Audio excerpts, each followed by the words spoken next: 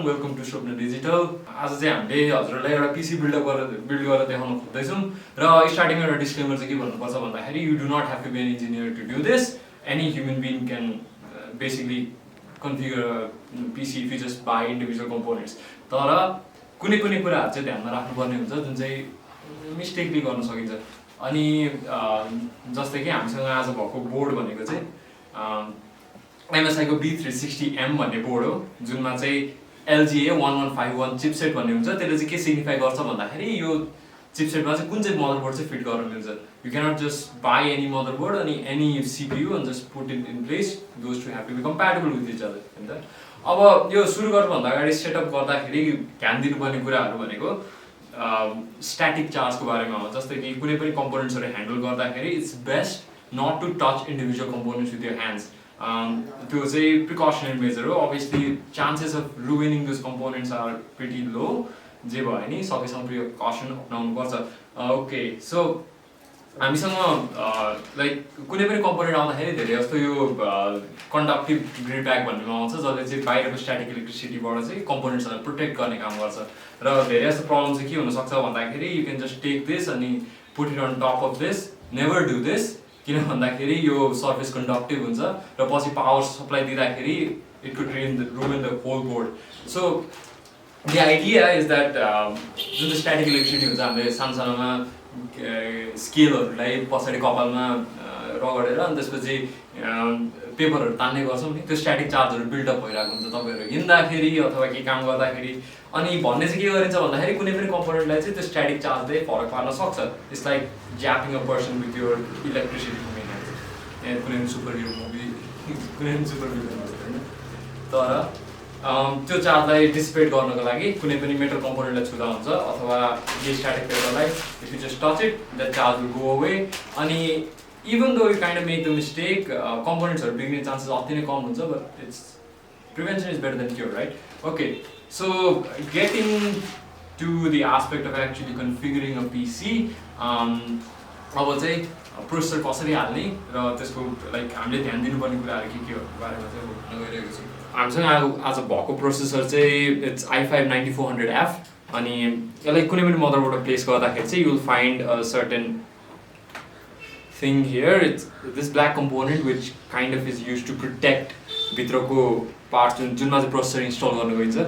So there is a lever here which you can just push अथवा यो चाहिँ motherboard अनुसार डिफ्रेन्ट हुनसक्छ. So you have to just look at how it works. तर यो केसमा चाहिँ just pull it out. And what this will do is if you just pull it out it will come out. So what you do is after that यो कालो भागलाई चाहिँ निकालेर फाल्नुपर्ने हुन्छ. यो प्रोटेक्सनको लागि मात्र भएको कारणले गर्दाखेरि चाहिँ यसको कुनै पनि काम छैन. सो यसलाई जस्ट निकालेर फाल्दा हुन्छ राइट. सो प्रोसेसर इन्स्टल गर्नुपर्ने बेलामा सबैभन्दा ध्यान दिनुपर्ने कुराहरू भनेर चाहिँ you have to be very very very delicate with this. किन भन्दाखेरि यसको पिन्सहरू यति सानो र यति डेलिकेट हुन्छ कि लिटल मिस्टेप अनि कुराहरू बेन्ड हुनसक्छ जसको कारणले गर्दाखेरि you will ruin the whole break होइन. This is probably one of the most important part of configuring a PC by yourself. So you just take it out. अनि कुनै पनि कम्पोनेन्ट्सहरू ह्यान्डल गर्दाखेरि it's best if you do not touch the conductive पार्ट्सहरू like not down अथवा माथि just on the side. जसको कारणले गर्दाखेरि चाहिँ even if you have static in your hands त्यसको कारणले गर्दा कम्पोनेन्ट बिग्रिँदैन. Also it's good to just touch it in a way that does not ruin it. Okay, so the important thing you have to see in a processor is that प्रोसेसरमा चाहिँ कुनै पनि अगाडि भागमा चाहिँ एउटा एरो जस्तो हुन्छ. सानो एउटा अति नै सानो एउटा एरो हुन्छ जुनले चाहिँ एकतिर पोइन्ट गरिराखेको हुन्छ. अनि what you will find in a board is that त्यहाँनिर पनि एउटा सानो एरोको लागि ठाउँ छुट्याइदिएको हुन्छ जुन चाहिँ यु हेभ टु प्लेस यो प्रोसेसरको एरो अनि त्यसपछि बोर्डको एरो इन साइमल्टेनियसली अथवा सँगै. जसको कारणले गर्दाखेरि चाहिँ it fits well. Problem what can occur is that you will try to place it in any other direction अनि जसको कारणले गर्दाखेरि चाहिँ प्रोसेसर रुइन हुनसक्छ.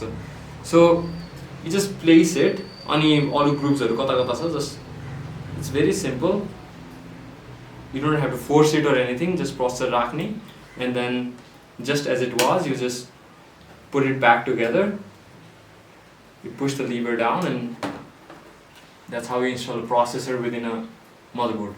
अब गर्दाखेरि चाहिँ let's go on to how you install an SSD.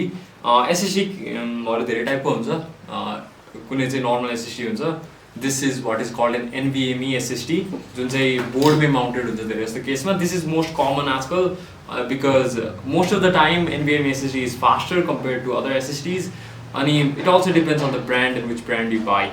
So this is an Intel SSD 512 gigs.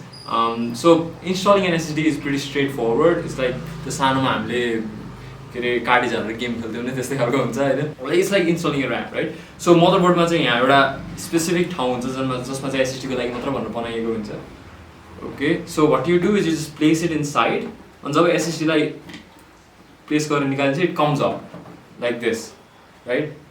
So यो माथि आउने भएको कारणले चाहिँ what you do is you get a screw with it होइन. एउटा सानो स्क्रु हुन्छ जुनलाई चाहिँ हामीले यसमा युज माउन्ट गर्नलाई युज गर्न मिल्छ. So you just push the SSD down and you put it in the screw and then you just tighten it.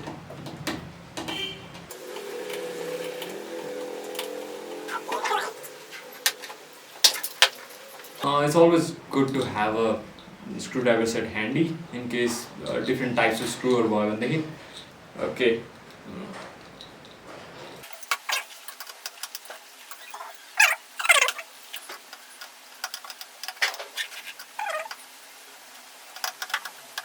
So the most important thing is don't put pressure on screw or tight गर्नमा अथवा के अरे केबल्सहरूलाई पिन्सहरूमा छिराउनमा. that is probably one of the ways that you will ruin a build. किन भन्दाखेरि पिन्सहरू धेरै नै delicate हुन्छ, यो पोर्ट्सहरू डेलिकेट हुन्छ जसको कारणले गर्दाखेरि do it gently अनि it's not very hard. So yeah, let's move on to the next. So धेरै जस्तो केसेसहरूमा चाहिँ राम्रो कम्प्युटरको लागि सामान लिँदाखेरि चाहिँ हामीले के गर्छौँ भन्दाखेरि कुलर पनि त्यही अनुसार लिन्छौँ. कुनै पनि प्रोसेसर किन्दाखेरि त्यसभित्र एउटा स्ट्यान्डर्ड कुलर आउँछ जुन चाहिँ इन्टेलको कुलर भयो.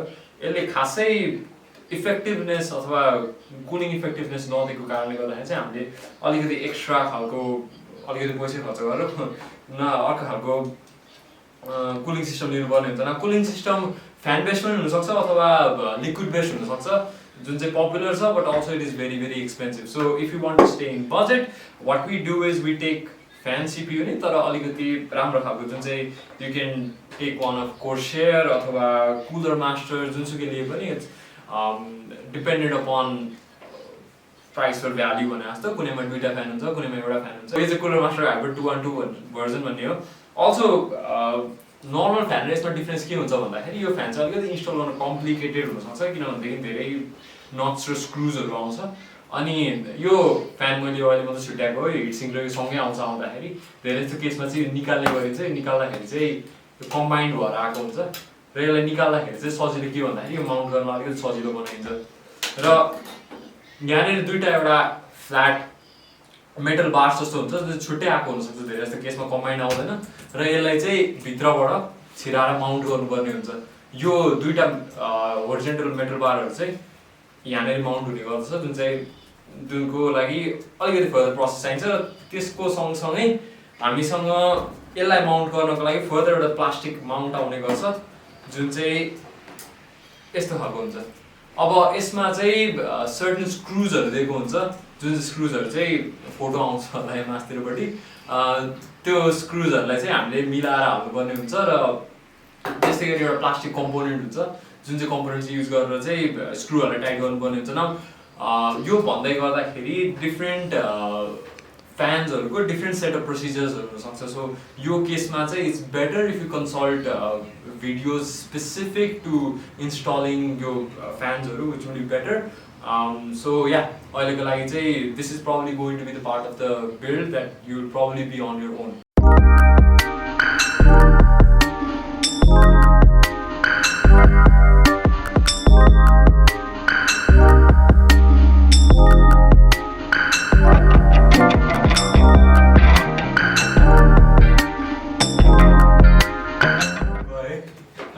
सो अब याद गर्नुपर्ने कुरा चाहिँ प्रोसेसर चाहिँ किनभने एक्सटेन्सिभली वर्क भइरहेको हुन्छ र धेरै नै तात्तिन्छ जसको कारणले गर्दाखेरि कुलर युज गरिन्छ होइन. र अर्को अलिकति एक्स्ट्रा खालको कुलर युज गर्नुपर्ने कारण पनि त्यही हो.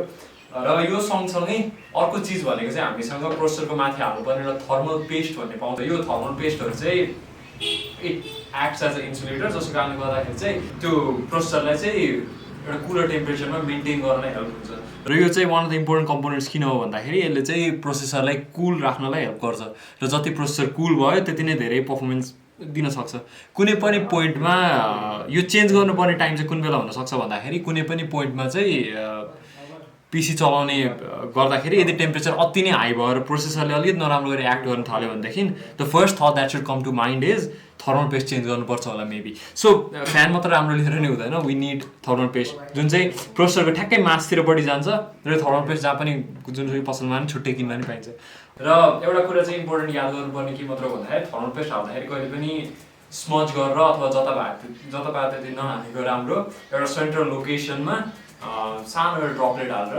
त्यसपछि त्यसलाई त्यसको माथि चाहिँ यो फ्यान यसरी राख्दै भनेदेखि त्यो आफै फैलिएर जान्छ बिस्तारै अब फ्यान यदि यस्तो खालको फ्यान छ भनेदेखि त्यो उयो भइहाल्यो यदि इन्टेलको फ्यान छ भनेदेखि यसको तलपट्टि पहिलेदेखि नै एउटा थर्मल पेस्ट भइसकेको हुन्छ सो यसमा चाहिँ यस्तो खालको फ्यानहरूमा चाहिँ तलपट्टि एउटा प्लास्टिक कम्पोनेन्ट हुन्छ जुन चाहिँ प्लास्टिक कम्पोनेन्टले चाहिँ निकाल्नुपर्ने हुन्छ हाल्नुभन्दा अगाडि so the best thing to do अब त्यसपछि भनेको चाहिँ यु क्यान जस्ट प्लेस त्यो बिचमा भइसकेपछि you can just place this on top.